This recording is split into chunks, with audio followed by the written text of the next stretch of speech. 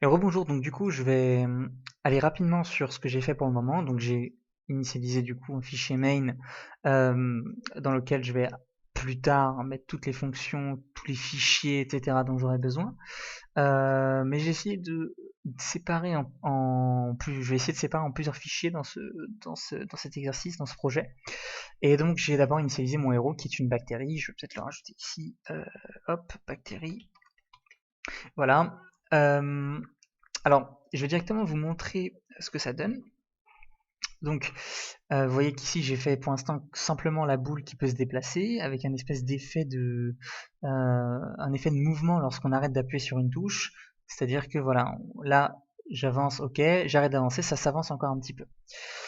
Et donc normalement c'est plus ou moins fonctionnel, mais il y a quand même quelques trucs qui sont un petit peu problématiques pour moi.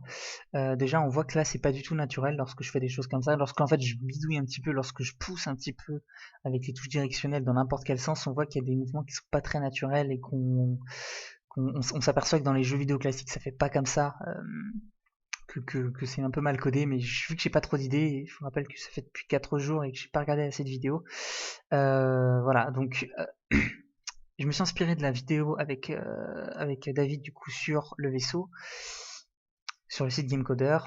Euh, Malheureusement, moi j'avais plus l'idée justement de ne pas, parce que la vidéo de David en fait elle consistait à avancer que dans un sens, voilà, là je peux que aller vers le haut et je pouvais faire un mouvement de rotation et en fait je n'avais qu'une seule touche directionnelle, c'était le haut. Les autres touches faisaient un effet de rotation. Donc en fait on pouvait aller dans toutes les directions en se tournant petit à petit. Moi, ce que je voulais, c'était justement pas d'effet de rotation et aller dans les quatre directions tout seul, disons, enfin, quatre directions sans avoir de rotation. Je sais pas si c'est bien clair. Donc du coup, ça change un petit peu le problème et je ne pouvais pas faire comme David. Donc j'ai dû trouver des solutions. Donc grosso modo, là, c'est le mouvement de mon personnage ici.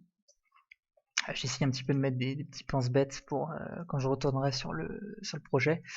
Et donc pardon, si on appuie sur aucune touche directionnelle, euh, donc si on appuie ni sur le haut ni sur le bas, en fait je l'ai fait en deux temps. Ici, hop, au bas, ici, droite et gauche. Donc si on appuie ni sur le haut ni vers le bas, on retourne à la vitesse Y de départ, donc qui est 0, par un petit procédé, je vous laisserai lire le code. Ici c'est pareil, si on appuie ni vers la droite ni vers la gauche, on essaie de se réinitialiser à la vitesse du héros qui est donc en X, hein, sur l'axe X, qui est 0. Et c'est ici en fait qu'il y a eu un gros problème, c'est-à-dire que je vais enlever ça dans un premier temps, hop, et vous montrer le problème qu'il y avait. Vous allez bien peut-être un peu mieux comprendre après ce qui se passe. Donc hop, je mets un petit peu de vitesse. Voilà, alors, vous voyez que là, je vais vers la gauche et alors, attendez, je vais aller vers le bas et je vais tapoter un petit peu vers le haut pour aller dans la direction opposée. Vous allez voir ce qui va se passer. Je vais vers le bas et j'essaye de aller vers le haut et vous voyez qu'en fait, hop, ça avance, ça continue d'avancer, regardez. Hop, vous voyez bien que là, c'est pas du tout naturel. Alors que normalement, ça devrait pas avoir trop d'incidence. Là, on a l'impression que c'est poussé encore. Là, je vais vers la gauche, je vais être poussé vers la gauche. C'est pas du tout naturel, vous voyez. Et donc pour ça, en fait, ce que j'ai fait, c'est que j'ai mis cette petite, euh, hop, ce petit code.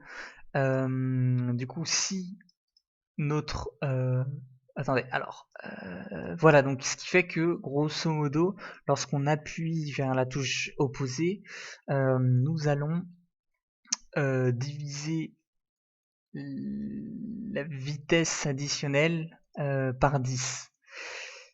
Donc la position du héros en fait ne va pas beaucoup changer lorsqu'on tapote la touche opposée à celle dans laquelle on allait. Et sinon en fait rien ne bouge. Enfin si c'est pas le cas, si ceci n'est pas rempli, alors on continue, il n'y a pas de souci. Mais vous voyez si j'enlève ça, hop, vous allez voir qu'il va y avoir le même problème. Alors avec l'enregistrement vidéo ça se voit pas trop. Voilà, vous voyez que c'est un problème. Normalement ça devrait pas faire ça. Ok.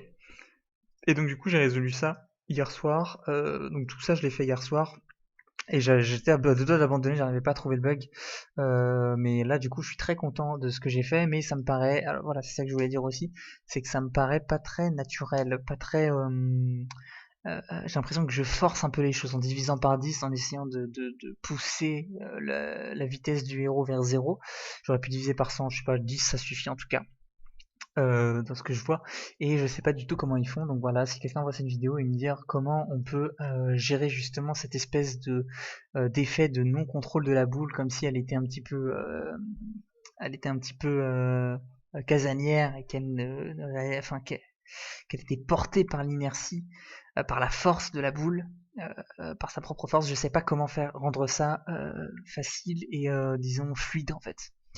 Voilà pour cette vidéo, je vous souhaite une bonne journée et à la prochaine pour la prochaine étape peut-être, si j'y arrive, si j'abandonne pas, mais je suis bien motivé à la finir.